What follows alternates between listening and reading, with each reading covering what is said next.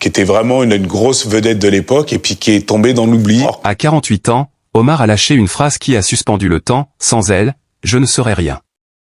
Des mots simples, presque ordinaires. Et pourtant, dans la bouche d'un homme que l'on croyait inébranlable, ils ont résonné comme un coup de tonnerre.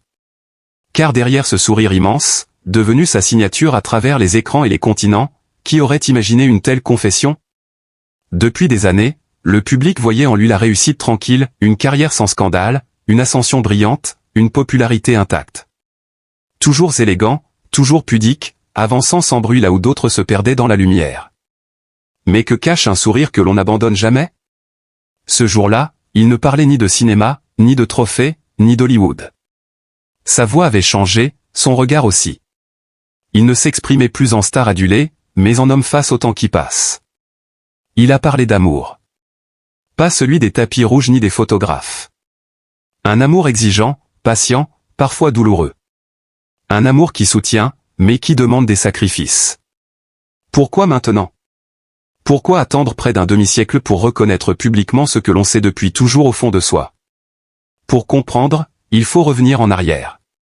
Bien avant la gloire, avant les projecteurs, avant que son nom ne fasse vibrer les salles obscures. Il y avait un jeune homme porté par l'énergie et le doute, avançant à force de travail dans un paysage médiatique encore peu ouvert à la diversité. La radio d'abord, un micro, une voix singulière capable de captiver sans image. Puis les rencontres décisives, les scènes partagées, l'humour audacieux qui bouscule et révèle. Le succès frappe à la porte. Pas encore la célébrité écrasante, mais cette promesse vertigineuse, continue, tu y es presque. Et c'est là que tout se joue. Réussir, c'est aussi s'absenter. Chaque opportunité conquise est une soirée manquée, un moment reporté, un plus tard adressé à ceux qu'on aime. Son sourire devient une armure. On rassure les autres, on se rassure soi-même. On avance vite, trop vite. Et sans s'en apercevoir, l'homme devient symbole. Or un symbole appartient un peu moins à lui-même. Dans l'ombre, pourtant, quelqu'un était là depuis le début. Hélène. Avant les applaudissements, avant l'admiration publique. Elle a connu l'homme quand rien n'était certain, quand les journées oscillaient entre enthousiasme et inquiétude. Elle a cru sans garantie, aimé sans promesse de gloire. Et lorsque la carrière a décollé, elle a compris que l'amour devrait composer avec les absences, les fuseaux horaires, les silences. Aimer un homme qui s'élève, c'est accepter de partager son temps avec ses rêves. C'est tenir la maison pendant qu'il conquiert le monde. Puis 2011. Un film, un triomphe, une onde de choc. Du jour au lendemain, il devient plus qu'un acteur, un visage universel. Les frontières tombent, Hollywood ouvre ses portes, les tournages s'enchaînent. Tout s'accélère.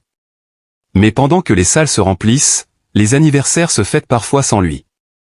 Les histoires du soir se racontent au téléphone. Ce ne sont que des détails, dira-t-on. Pourtant, une famille se construit précisément dans ces détails. Le succès offre beaucoup. Il prend davantage encore. Il isole, crée une distance invisible entre celui qui vit l'exceptionnel et ceux qui restent ancrés dans le quotidien. Les kilomètres deviennent des silences. Les silences, des incompréhensions. Et derrière l'image éclatante, il y a la fatigue, la culpabilité, la peur de ralentir et d'être remplacé. Alors on continue. Parce qu'on attend de vous que vous réussissiez. Pour vous. Pour les vôtres. Pour tous ceux qui se reconnaissent en vous. Mais arrive un âge où l'on cesse de croire que tout pourra toujours s'arranger plus tard. Le temps ne s'étire plus, il se contracte. On ne refait pas l'enfance de ses enfants. On ne rattrape pas les instants manqués. À 48 ans, ce n'est pas une crise spectaculaire, c'est une lucidité silencieuse. Une question qui revient sans cesse, à quoi sert de conquérir le monde si l'essentiel nous échappe? Sa phrase prend alors un autre sens. Sans elle, je ne serais rien. Ce n'est pas une déclaration romantique destinée à émouvoir. C'est la reconnaissance d'une dette intime. L'aveu qu'aucune réussite ne tient sans ce pilier invisible. Dans une société qui glorifie l'indépendance, admettre sa dépendance affective est un acte de courage. Ce qu'il nous dit, au fond, dépasse son histoire. Combien d'entre nous courent après des sommets en repoussant l'essentiel à demain? Combien pensent que le temps réparera ce que l'absence abîme? Le succès brille, mais il ne remplace ni une présence, ni une main serrée dans l'ombre. Aujourd'hui, il ne parle plus en conquérant. Il parle en homme qui a compris que la vraie victoire n'est pas d'être applaudi, mais attendu. Que le vrai luxe n'est pas d'accumuler les rôles, mais de préserver un foyer. Son message n'est pas un adieu au monde, c'est un recentrage. Une invitation à regarder nos priorités avant qu'il ne soit trop tard. Et si l'on va encore plus loin, si l'on dépasse l'émotion immédiate de cette phrase, on comprend qu'elle n'est pas seulement tournée vers celle qu'il aime. Elle est aussi un miroir tendu à lui-même. Une manière de faire le bilan sans bruit, sans drame, mais avec une honnêteté désarmante. Car derrière chaque trajectoire spectaculaire, il y a une part invisible que personne ne célèbre. On applaudit les récompenses, on partage les affiches, on commente les chiffres. Mais qui mesure les renoncements? Qui compte les dîners annulés, les week-ends écourtés, les promesses reportées? Le succès est un projecteur puissant, il éclaire la scène, mais il laisse l'arrière-plan dans l'ombre. Omar, lui, a longtemps accepté cette règle du jeu. Il a couru, saisi les opportunités, traversé les frontières, porté sur ses épaules les attentes d'un public immense. Il est devenu un symbole de réussite, un modèle pour toute une génération. Et cela, il ne l'a jamais pris à la légère. Être un exemple, c'est une responsabilité. C'est se lever chaque matin avec la conscience que l'on ne travaille pas seulement pour soi. Mais à quel moment cette responsabilité devient-elle un fardeau? À quel moment l'élan se transforme-t-il en pression silencieuse? Il y a dans son parcours une tension que beaucoup reconnaîtront. Cette idée que ralentir serait une faiblesse. Que dire non serait trahir la chance que l'on a eue. Que faire une pause serait risquer de disparaître. Dans le monde du cinéma, la lumière peut s'éteindre aussi vite qu'elle s'est allumée. Alors on accepte encore un projet. Puis un autre. Et encore un autre. Et pendant ce temps, la vie personnelle attend. Elle attend dans les gestes simples. Dans les petits rituels du quotidien. Dans ces instants minuscules qui semblent anodins mais qui, accumulés, tissent une histoire commune. On croit pouvoir les rattraper plus tard. On se dit qu'il y aura d'autres vacances, d'autres soirées tranquilles, d'autres occasions de dire « je suis là ». Mais le temps, lui, ne négocie pas. C'est sans doute cette prise de conscience progressive qui a changé son regard. Non pas un effondrement, non pas une crise spectaculaire, mais une lente maturation. Une lucidité qui s'installe et qui oblige à reconsidérer l'essentiel. Car aimer sur la durée, ce n'est pas seulement partager des victoires. C'est traverser les doutes. C'est supporter les silences. C'est continuer à croire quand la distance complique tout. Hélène n'a pas seulement été un soutien, elle a été un ancrage. Une mémoire vivante de l'homme qu'il était avant la célébrité. Une présence stable quand tout autour devenait mouvant. Et c'est peut-être cela qui l'a frappé avec le plus de force, comprendre que, sans cette stabilité, tout le reste aurait pu vaciller. Que la réussite la plus éclatante ne tient que si quelqu'un, quelque part, veille sur l'équilibre. À 48 ans, on ne rêve plus de la même manière qu'à 30. On ne cherche plus seulement à conquérir. On cherche à préserver. On ne mesure plus la réussite uniquement en trophée ou en contrat, mais en qualité de présence. En paix intérieure. En cohérence entre ce que l'on montre et ce que l'on vit. Alors quand il affirme publiquement que sans elle, il ne serait rien, il redéfinit le mot réussite. Il rappelle que l'accomplissement ne se résume pas à une carrière brillante. Il repose sur des liens solides, sur une loyauté partagée, sur des choix répétés chaque jour. Et cela nous concerne tous. Nous vivons dans une époque qui valorise la performance permanente. Il faut aller vite. Il faut réussir tôt. Il faut prouver, démontrer, afficher. On remet souvent l'essentiel à plus tard, quand j'aurai plus de temps, quand ma situation sera stable, quand les choses se calmeront. Mais les choses ne se calment jamais vraiment. Elles changent, elles évoluent, elles s'enchaînent. La vraie question est donc celle-ci, qu'attendons-nous pour protéger ce qui compte? Son témoignage agit comme un signal d'alarme doux mais puissant. Il ne condamne pas l'ambition. Il ne rejette pas la réussite. Il rappelle simplement que tout choix a un coût. Et que ce coût n'est pas toujours visible immédiatement. Il y a dans sa parole une forme de courage rare. Celui d'admettre que l'on n'est pas autosuffisant. Que derrière la force publique existe une vulnérabilité privée.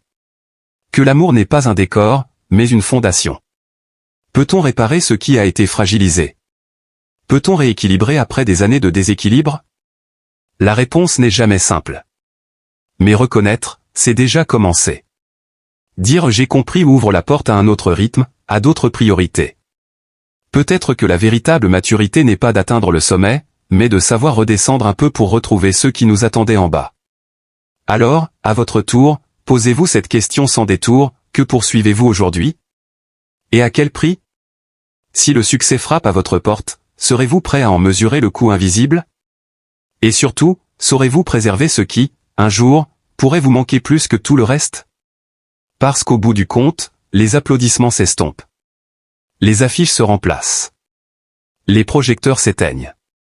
Mais les liens que nous avons su protéger, eux, demeurent. Mais allons encore plus loin. Car il y a une vérité que l'on évite souvent de regarder en face, nous passons une grande partie de notre vie à construire une image, et beaucoup moins de temps à nourrir ce qui la rend possible. On polit la façade, on affine le discours, on poursuit la reconnaissance. Et pendant ce temps, les fondations, elles, demandent de l'attention, du silence, de la constance.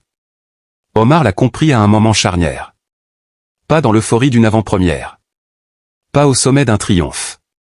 Mais dans ces instants plus calmes, presque ordinaires, où l'on se retrouve seul avec ses pensées. Ces moments où le bruit s'éteint et où une question revient, insistante, et maintenant. Il a connu l'ascension fulgurante. Il a porté des films, traversé les océans, incarné des rôles qui ont marqué les esprits. Il a fait rire, il a ému, il a rassemblé. Il a prouvé qu'un rêve né loin des projecteurs pouvait conquérir le monde. Mais aucune stand d'innovation ne remplace un regard complice à la fin d'une journée. Aucun contrat prestigieux ne remplace la simplicité d'un dîner partagé sans téléphone posé sur la table. Il y a une solitude particulière dans la réussite. Une solitude que l'on ne soupçonne pas quand on regarde de l'extérieur. On est entouré, applaudi, sollicité. Et pourtant, intérieurement, on peut se sentir à distance. Comme si la vitesse empêchait l'ancrage. Comme si le mouvement permanent empêchait l'enracinement. Alors vient le moment de vérité. Non pas celui où l'on abandonne tout. Mais celui où l'on choisit différemment. Où l'on ose ralentir. Où l'on accepte que dire non à une opportunité puisse être un oui à sa propre vie. Ce virage n'est pas spectaculaire. Il ne fait pas la une des journaux. Il ne déclenche pas de rumeurs. Il se joue dans l'intime. Dans la décision de rentrer plus tôt. De protéger un week-end. De refuser un tournage trop long. De privilégier la présence plutôt que la performance. Et c'est peut-être là que réside la véritable force. Parce qu'il faut du courage pour conquérir le monde. Mais il en faut tout autant pour choisir de ne pas le conquérir davantage. Pour affirmer que l'on a assez. Que l'on préfère la qualité à l'accumulation.